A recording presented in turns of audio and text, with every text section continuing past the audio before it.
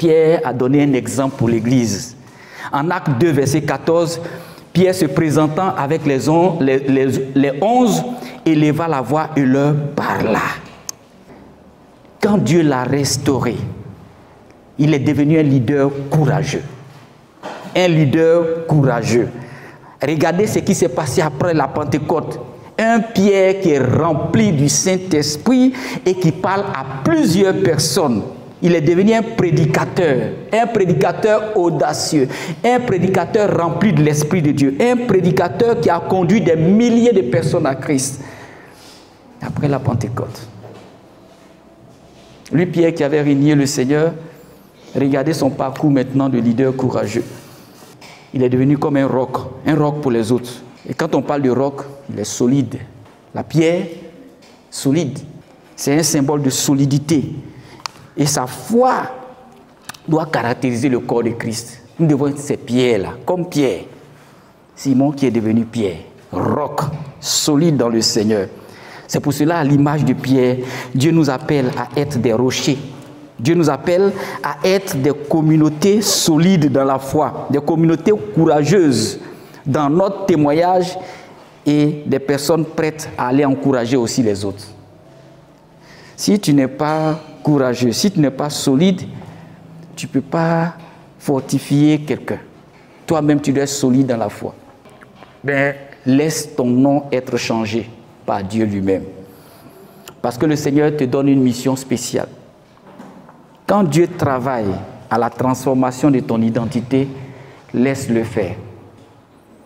Laisse-le agir. Parce que quand Dieu est en train de travailler, il veut accomplir une mission spéciale dans ta vie. Et le nom Pierre, c'est le symbole de transformation, la mission, et c'est aussi la grâce de Dieu. C'est pour cela, comme Pierre, on est appelé à devenir des rocs pour le royaume de Dieu, des pierres vivantes. Pas par notre propre force, mais par la puissance du Christ, par la puissance du Saint-Esprit. Dieu veut t'utiliser. Est-ce que tu es prêt ce matin? Est-ce que tu as accepté ta nouvelle identité? Est-ce que tu as accepté la transformation de ton nom ce matin? Êtes-vous prêt, peuple de Dieu, à répondre à l'appel de Dieu? Êtes-vous prêt à participer à la construction de l'Église? Voilà l'enjeu ce matin, peuple de Dieu. Dieu nous appelle. Tu t'appelleras Pierre. Tu t'appelleras Pierre. Alléluia. Et ce qui est remarquable, il lui dit, tu es Simon, fils de Jonas. Mais tu t'appelleras désormais Pierre. Je disais que Dieu connaît notre origine. Un jour, il a appelé Zachée, Zachée. Zachée était sur l'arbre. Parce que le Seigneur devait passer dans son village. Et comme il y avait la foule, il était de petite taille. Il est monté sous un sycomore pour attendre le passage de Jésus. Jésus arrive à son niveau avec une multitude de personnes autour. Il était en train de traverser et le Seigneur va s'arrêter. Immédiatement, le cortège s'est arrêté. Jésus regarde en haut et dit, Zachée, descends. Aujourd'hui, je vais aller dans ta maison. Je serai ton invité aujourd'hui. Zachée était surpris. Il s'est dit, mais Jésus me connaît. Je vais te dire ce matin, Jésus te connaît. Et il veut changer ton nom. Il veut changer ta destinée.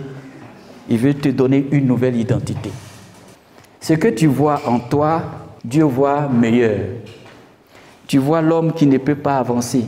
Tu vois la dame qui ne peut pas avoir quelque chose de bon. Tu vois quelqu'un qui est négligé. Mais Jésus voit une perle rare dans la vie de chacun de nous. Dis seulement, Seigneur, ouvre mon esprit. Ouvre ma vision pour que je puisse comprendre la nouvelle identité que tu m'as donnée. Tu n'es pas seul. Le Seigneur est avec toi ce matin. Dieu veut faire des choses exceptionnelles, peuple de Dieu.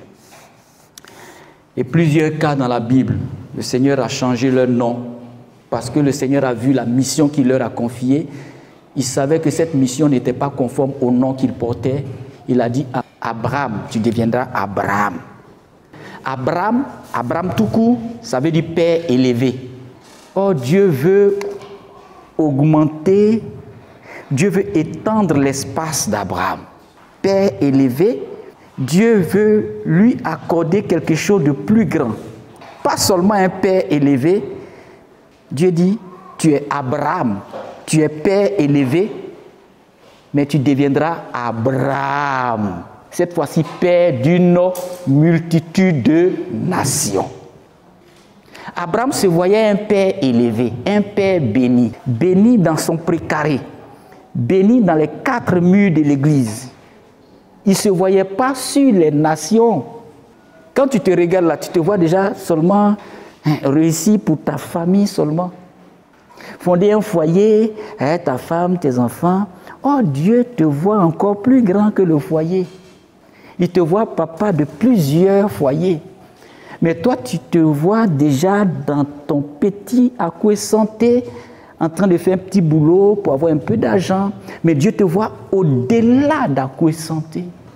Tu te vois dans ton pays, mais Dieu te voit au-delà du pays, en train de parcourir des nations. C'est pour ça qu'il a dit à Abraham, quitte ton pays.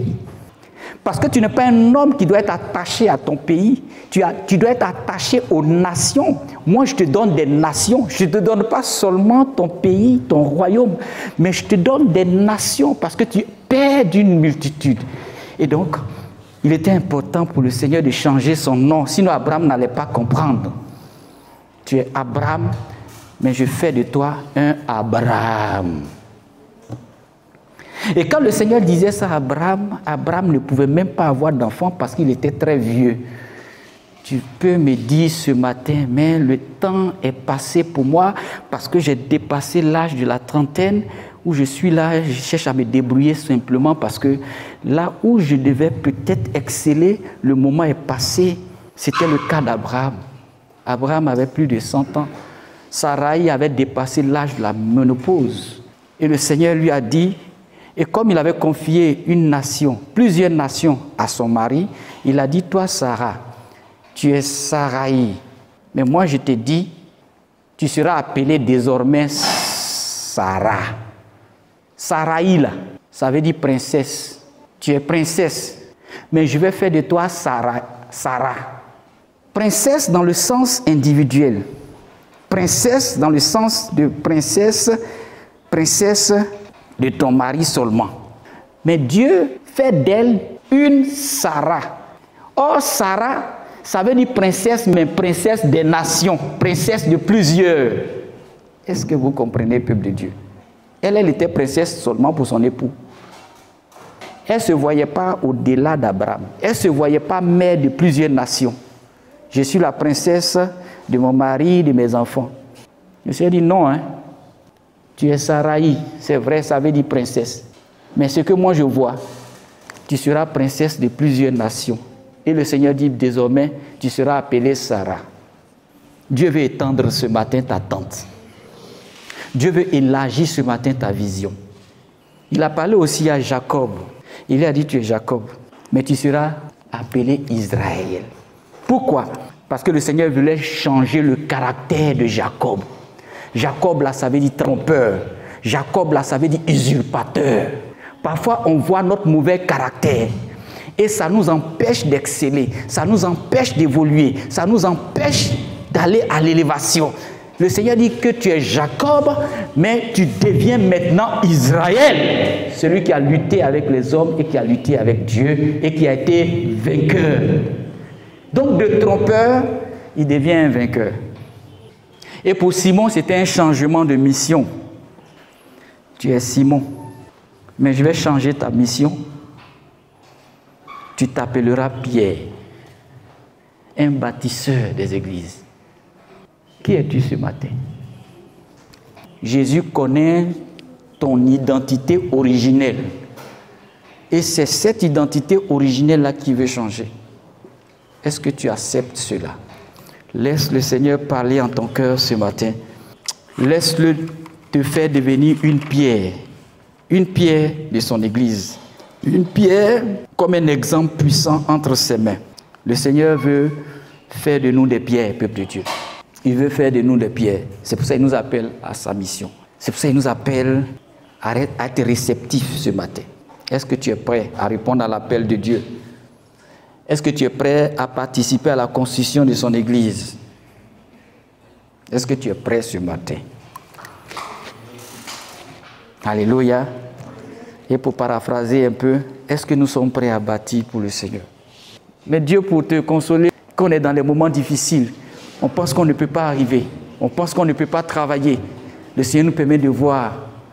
On se voit en train de travailler quelque part dans une grande structure, dans une grande boîte. On se voit en train de voyager parfois en avion, entre deux avions en songe. On se voit en train de parcourir des nations. On se voit en train d'être sur la chair, en train de diriger quelquefois en songe, en train de prêcher quelquefois en songe. Pourtant, on n'est qu'un simple chrétien déjà, simplement. Mais le Seigneur nous montre notre destinée pour nous fortifier, pour nous encourager. Parce que Dieu change le nom. Dieu veut changer ton nom. Laisse-le changer ton nom. Tu ne t'appelleras plus Simon, mais tu t'appelleras Pierre, roc solide. Quelqu'un qui a une solidité spirituelle, qui a une force.